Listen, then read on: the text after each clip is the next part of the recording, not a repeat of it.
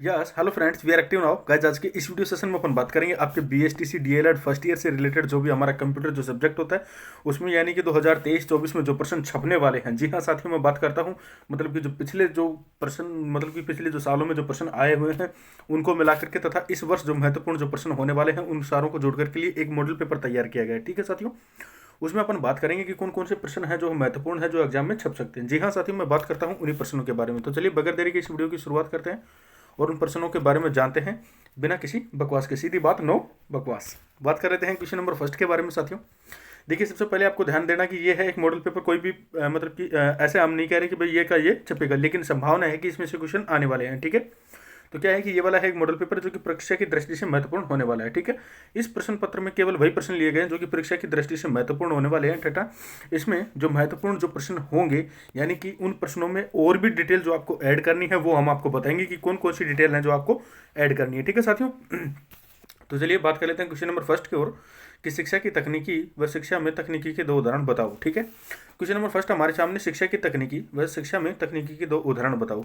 यानी कि जो हमारा एजुकेशन पॉलिसी होता है, ठीक है, उसमें जो टेक्नोलॉजी होती है वो किस प्रकार से सहायक है, या मान लीजिए जो एजुकेशन है उसमें टेक्नोलॉजी किस तरीके से जो एजुकेशन को आगे बढ़ा रही है। जैसे मान लीजिए आप, अगर मान लीजिए टेक्नोलॉजी नहीं होती तो शायद आप ये डिजिटल कंटेंट नहीं देख पाते, आपको वही बुक्स में रीड आउट करना होता। आप यहाँ पे फिलहाल के लिए मतलब कि इनको ऑडियो बुक्स के तरह भी सुन सकते हैं। यानी कि मान लीजिए जैसे काम करते हुए आप क्या करते हैं, वीडियो को प्ले किया या मान लीजिए ऑडियो को प्ले किया, मोबाइल को बंद किया, मोबाइल को पॉकेट में रख लेते हैं, उसके बाद में घूमते रहते हैं और आपको ऑडियो बुक के टाइप से सुनता रहता है। ठीक है, तो ये क्या है, एजुकेशन में एक टेक्नोलॉजी है। इस टाइप से आपको दो उदाहरण बताने हैं। ठीक है, बात कर लेते हैं इसी प्रकार से क्वेश्चन नंबर 2 के बारे में, क्वेश्चन नंबर 2 के बारे में। निम्न में से किन्हीं पांच का पूर्ण रूप बताओ। यानी कि इनकी जो फुल फॉर्म होती है वो आपको बतानी है। ठीक है, कौन कौन सी, जैसे मान लीजिए रैम आप भली प्रकार से जानते हैं, रैंडम एक्सेस मेमोरी। ठीक, बात करते हैं इसी टाइप से रोम वाली जो मान लीजिए रीड ओनली मेमोरी होती है। ठीक इसी प्रकार से लैन है, मैन है, वैन है, सीपीयू है, भली प्रकार से ये सारी की सारी छोटी फुल फॉर्म्स है जो आप सभी जानते हैं। और या मैं ऐसे कहूँ कि इनसे रिलेटेड जो भी कि सर कंप्यूटर की जो शॉर्ट फॉर्म्स होती हैं उनको कहाँ से देखें, इसके लिए स्पेशल एक वीडियो बना रखा है जिसमें सारी की सारी मतलब कि कंप्यूटर की जो शॉर्ट फॉर्म्स है ना उससे रिलेटेड एक वीडियो बना रखा है। ये देखिए आपके सामने लिंक दिख रहा है यहाँ पे, आप इसके ऊपर क्लिक करके इन सारी फुल फॉर्म्स को देख सकते हो। उसमें क्या है कि स्पेशल उसमें फुल फॉर्म ही है सारी की सारी। ठीक है, जैसे मान लीजिए आपकी एनसीएफ है, सीएफएल होता है, ये सारी जो भी फुल फॉर्म होती है वो सारी की सारी उसमें है। ठीक है साथियों, जैसे मान लीजिए वैन है, सीपीयू है, एएलयू जैसे मान लीजिए अर्थलेटिकल यूनिट होती है, जो आपकी जीयू ग्राफिकल यूजर इंटरफेस होती है, यूआरएल मतलब यूनिवर्स रिसर्च लोकेटर होता है, जो ओएमआरएस होता है आपका, और मोडेम होता है। ठीक है, इससे रिलेटेड मतलब कि इनमें से किसी भी पांच के आपको क्या करना है, इनकी फुल फॉर्म बतानी है। क्लियर हुआ, फुल फॉर्म से रिलेटेड आपको वीडियो के बारे में पता लग गया। बात करते हैं क्वेश्चन नंबर थर्ड के बारे में। इनपुट व आउटपुट डिवाइस के दो उदाहरण बताइए या लिखिए। ठीक है, इनपुट और आउटपुट डिवाइस के बारे में दो उदाहरण लिखिए। ठीक है, अब आपको एक एग्जांपल के सामने समझा देता हूँ। ठीक है, लाइव आपको इनपुट डिवाइस, जैसे मान लीजिए माइक मैंने लगा रखा है। ठीक है, ये वाला जो माइक है, इस माइक से आप सभी जानते हैं मतलब मैं बोल रहा हूँ मुंह से, लेकिन इसके माध्यम से इनपुट आवाज़ उसके अंदर जा रही है। किसके अंदर, मान लीजिए आपकी जो डिवाइस होती है, जो भी, जैसे मान लीजिए मेरे सामने जो पीसी रखा हुआ है उसमें आवाज़ जा रही है। ठीक है, इससे तो ये क्या हो गया, इनपुट हो गया। अब आउटपुट के बारे में, जैसे मान लीजिए आपका जो भी मोबाइल होगा या आपने पीसी रख रखा होगा, या मान लीजिए आपका जो डेस्कटॉप जो कंप्यूटर होगा उससे रिलेटेड होगा, उसमें आपसे आपको क्या है कि मेरी आवाज़ सुनाई दे रही है, तो ये क्या हो गया, आउटपुट का उदाहरण हो गया। या इससे बिना समझे तो ऐसे समझ लीजिए, जैसे मान लीजिए आप गाने सुनते हो तो उसमें जो स्पीकर बजता है वो क्या होता है, आउटपुट होता है। जैसे मान लीजिए इनपुट के बारे में, जैसे अपन फिंगरप्रिंट लगाते हैं तो वो क्या होता है, इनपुट होता है। ठीक है, इसी प्रकार से मान लीजिए जैसे अपन स्कैन करते हैं तो इनपुट हो गया। ठीक है, बात करते हैं क्वेश्चन नंबर 4 के बारे में। संप्रेषण किसे कहते हैं, इसके प्रकारों के नाम बताइए। कहने का मतलब जो कम्युनिकेशन होता है वो क्या होता है। ठीक है, संप्रेषण जैसे मान लीजिए अपन जो वार्ता करते हैं जो भी होता है वो आता है इसके अंतर्गत। इसके प्रकार मतलब कि इसके जो टाइप्स होते हैं वो कौन कौन से होते हैं उनके बारे में आपको बताना है। बात करते हैं क्वेश्चन नंबर 5 के बारे में। अभिक्रमित अनुदेशन कहलाता है, मतलब अभिक्रमित जो अनुदेशन होता है उसको क्या कहते हैं, या मान लीजिए किसे अभिक्रमित अनुदेशन कहते हैं उसके बारे में आपको बताना है। अनडू और रीडू भली प्रकार से आप सभी जानते हैं, आपने मोबाइल में भी किया होगा, या मान लीजिए मैं ऐसे कहूँ आपको, आपने RSCIT या ट्रिपल C वगैरह कुछ भी किया होगा तो उसमें आपने देखा होगा कि मतलब Ctrl+Z दबाते हैं तो अंडू हो जाता है। ठीक है, इसी प्रकार से रीडू करते हैं अपन कंट्रोल के साथ में, मतलब कि मान लीजिए 3 की होती है लेकिन काफ़ी बार हमें एक ही बताया जाता है, तो इस टाइप से 3 की होती है, उनको अपन को दबाना होता है, उसके बाद में समझ में आ जाता है। बात कर लेता हूँ अंडू के बारे में, मतलब कोई चीज़ मन की और उसको अगर हम एक कदम पीछे करना चाहते हैं, मतलब उसको मिटाना चाहते हैं तो क्या करते हैं, अंडू करते हैं। इसी के साथ में कोई चीज़ हट गई उसी को वापस लाना चाहते हैं तो क्या करते हैं, उसको रीडू करते हैं। ठीक है, आगे समझो फंडामेंटल, ये वाले आपको लिखना है। अगला है बूटिंग के बारे में आप क्या जानते हैं, मतलब जो बूटिंग होता है, जो मॉडेम के टाइप से काम करता है, उसके बारे में आप क्या जानते हैं वो आपको बताना है। ठीक इसी क्रम में आगे बढ़ते हुए हमारे पास में आता है क्वेश्चन नंबर 8, मतलब प्रश्न नंबर 8 जो होता है, दल शिक्षण क्या होता है, यानी कि टीम टीचिंग क्या होता है, उससे आपका क्या मतलब है, आप उसके माध्यम से क्या समझते हैं। ठीक है साथियों, बात कर लेते हैं टीम टीचिंग के बारे में, यानी कि मान लीजिए जो ग्रुप डिस्कशन होता है या मान लीजिए किसी भी टीम के द्वारा जो पढ़ाया जाता है वो टीम टीचिंग के अंतर्गत आता है, आप भली प्रकार से जानते हैं, इसके बारे में आपको लिखना है। क्वेश्चन नंबर 9 आता है, एमएस ऑफिस में कट कॉपी पेस्ट की प्रक्रिया बताइए। जैसे मान लीजिए Ctrl+C जो हमारा कॉपी के लिए हो जाता है और Ctrl+V होता है जो हमारा पेस्ट के लिए हो जाता है। इसी के साथ में जो कट वाला होता है, मतलब कि मान लीजिए उसके साथ में अपन Ctrl+Z भी करते हैं जो कि अंडू का प्रोसेस भी करता है और Ctrl+X भी काम करता है। ठीक है, आपने इसको देखा होगा भली प्रकार से। अब कट का मतलब क्या होता है, किसी भी जो मैंने मान लीजिए टेक्स्ट को सिलेक्ट कर रखा है उसके बाद में उसको कट करना होता है, तो कंट्रोल के साथ में जो की आती है उसको प्रेस करते हैं, उसके बाद में वो आके हट जाता है। कॉपी का मतलब मान लीजिए अपन किसी भी चीज़ को कॉपी करते हैं, मैसेज कॉपी नहीं करते कि सारे के सारे व्हाट्सएप पे अपने BFGF को भेजना होता है, तब सारे के सारे करते हो सारे काम, ये मैसेज को कॉपी करते हो तुरंत पेस्ट मारते हो कहीं पे भेज देते हो, सारे जानते हो कट कॉपी पेस्ट क्या होता है। ठीक है, नेक्स्ट आता है question number 10, e learning online शिक्षा से अभिप्राय एवं वर्चुअल कक्षा कक्ष से क्या अभिप्राय है, इसके बारे में बताता हूँ आपको थोड़ा सा। देखिए ई लर्निंग जो हमारा ये अभी चल रहा लेक्चर, ये ई लर्निंग के दौरान आ गया, मतलब ऑनलाइन शिक्षा के रिलेटेड। ठीक है, ऑनलाइन शिक्षा से आप सभी जानते हैं भली प्रकार से।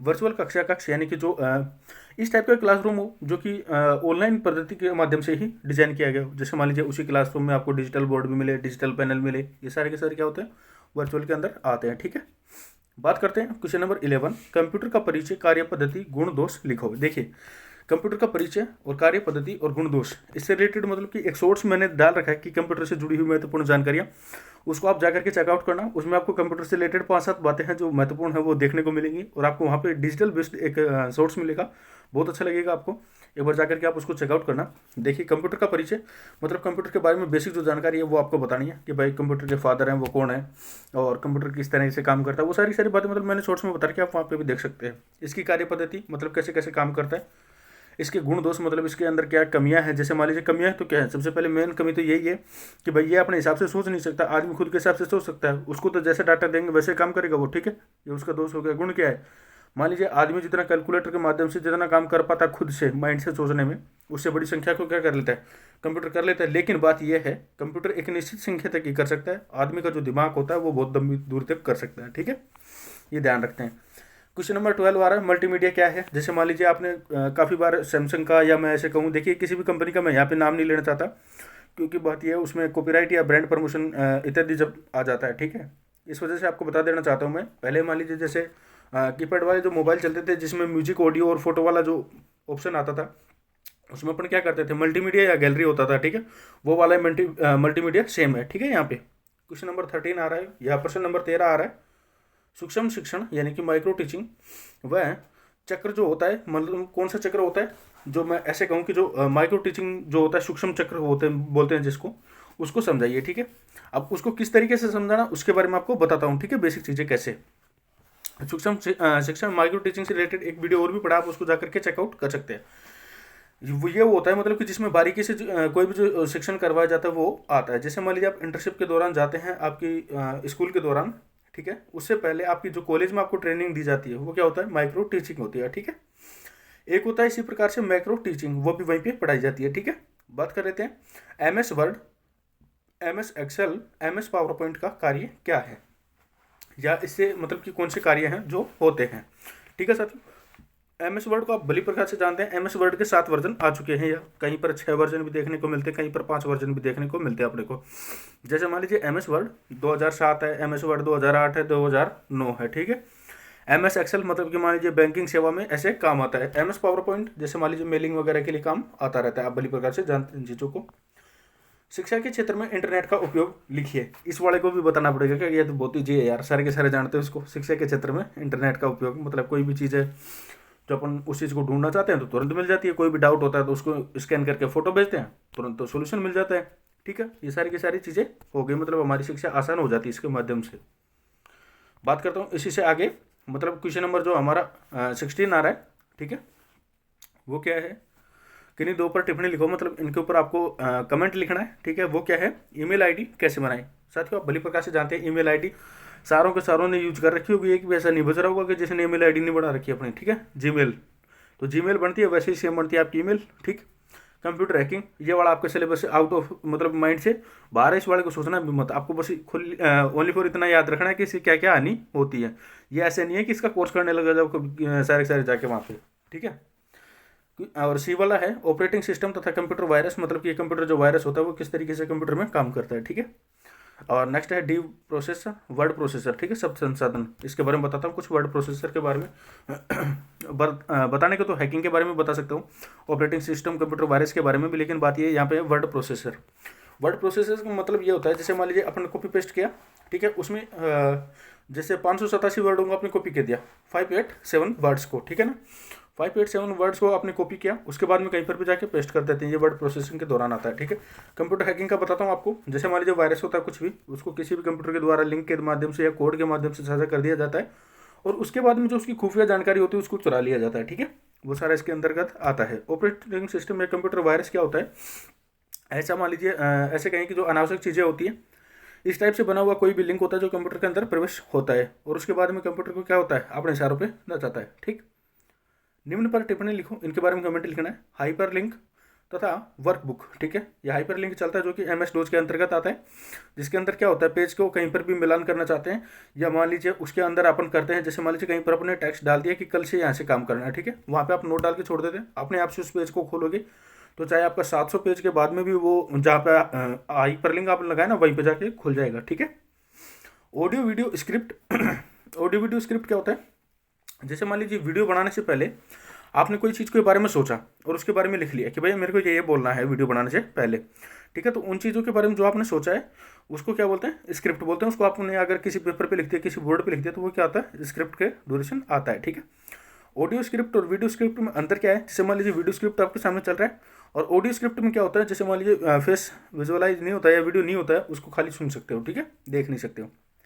नेक्स्ट आता है हमारे पास में हायरिस्टिक विधि। ये क्या होता है, इसमें क्या होता है कि काफ़ी सारी जो सोर्सेस होते हैं, मैं ऐसे कहूँ कि जैसे PC मोबाइल वगैरह जो भी होते हैं, इनको सारों को एक साथ में जोड़ देते हैं ना, तो वो सारे के सारे हायरिस्टिक विधि के अंतर्गत आ जाते हैं, ठीक है ना, उसके अंतर्गत काम करते हैं। डी आता है हमारा सतत व्यापक मूल्यांकन, ये आप सभी भली प्रकार से जानते हो, ये तो बेसिक है, सभी सब्जेक्टों में कोरिलेशन से चलता है, ठीक है साथियों। तो मुझे उम्मीद है कि आपको ये वीडियो देखकर के अच्छा लगा होगा। आपको ये वीडियो देखकर कैसा लगा कमेंट सेक्शन में जरूर बताइएगा। इसी प्रकार के और वीडियोज़ के लिए चैनल को शेयर, सब्सक्राइब एंड लाइक, और इससे रिलेटेड जो भी जैसे मान लीजिए आपको बताया था फुल फॉर्म में है, उससे रिलेटेड एक स्पेशल वीडियो पड़ा हुआ है, मतलब अलग से है, उसको आप देख करके चेकआउट कर सकते हैं, उसका लिंक मैंने डिस्क्रिप्शन में भी दे दिया है। और इससे रिलेटेड जो भी आपकी कंप्यूटर से रिलेटेड कोई भी डाउट वगैरह है तो कमेंट सेक्शन में आप पूछ सकते हैं, हम आपको बहुत जल्द ही जवाब देंगे उस चीज़ के बारे में। और इससे रिलेटेड और भी अपडेट्स के लिए चैनल के साथ में इसी प्रकार से बने रहें। मिलते हैं आपसे किसी नेक्स्ट वीडियो में, अब तक के लिए इतना ही। हंसते रहिए, मुस्कुराते रहिए, अपने से बड़ों का सम्मान कीजिएगा, अपने से छोटों को प्यार दीजिएगा, तथा अपने व्यक्तित्व इस प्रकार से बनाइएगा कि जब भी कोई नारी आपके साथ में हो तो अपने आप को सुरक्षित महसूस करे। अब तक के लिए इतना ही, मिलते हैं किसी नेक्स्ट वीडियो में, तब तक के लिए जय हिंद, वंदे मातरम।